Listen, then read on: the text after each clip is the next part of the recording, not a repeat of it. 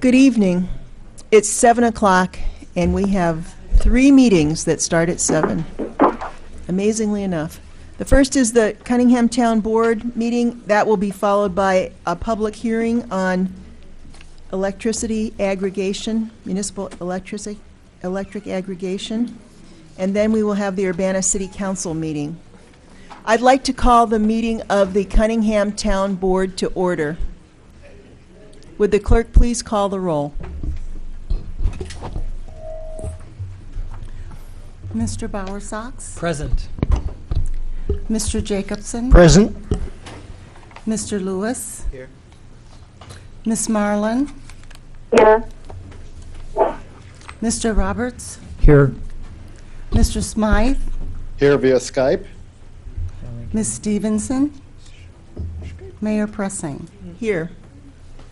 I'd like to say that we have a group of students, international students who are visiting Parkland College on a community college initiative with the United States Department, I believe. And we have students from India, Turkey, and Brazil. Did I leave any country out? And their teacher is Susan Short. So thank you very much. This is your introduction to American democracy. Okay. The first item for the Township Board is the approval of the minutes of the previous meeting, March 5th and March 26th. I'll move that they be approved. A motion Second. by Roberts, seconded by Lewis. Any discussion? All those in favor, please signify by saying aye. Aye. Those opposed? That motion carries. The Committee to Verify Bills. Carol Elliott, Township Supervisor. Okay, for the bills to be paid in April, including March interim checks, we have total town fund $40,650.39. Total general assistance fund $56,849.80. I'll move approval. Second. Motion to approve by Bowersox, seconded by Lewis. Any questions? All those in favor, please signify by saying aye. Aye. Those opposed? That motion carries. Reports of officers. Carol. I'll just report that I gave you lots of things to read. There are some handouts tonight. The April budget report, which isn't anything unusual. It's the same as it has been the last couple months, and we have a new graph caseload that shows we're going down slightly. I also gave you a copy of the notice that we received from the county clerk that shows the assessed valuation and the levy that the township requested, and then the amount that the county extended, and then the amount that was capped. And attached to that is a letter I wrote back to the county clerk adjusting the amounts between town fund and general assistance.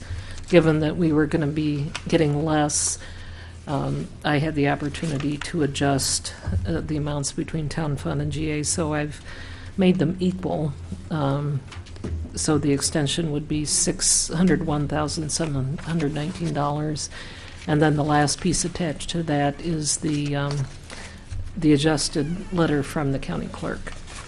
And then lastly, the chart that I usually provide for you that compares the valuations and our rates, et cetera, since 2001 to the present.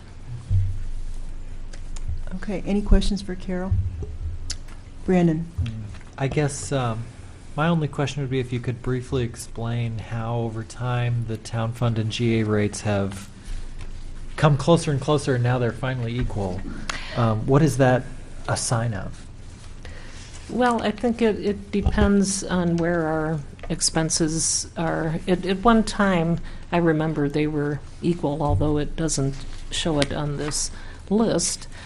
I think it has to do with general assistance spending, probably is what drives most of it. Since we know in town fund what to expect, we can plan a little more for that.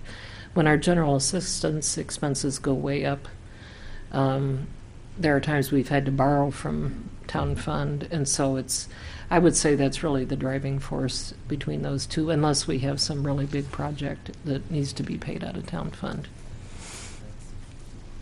Any other questions? Okay, thank you. Any other reports of officers from the township?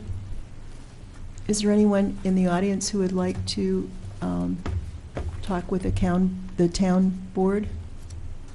I didn't have anyone file anything about that, so I don't believe we have any unfinished business. Do we have any new business? No.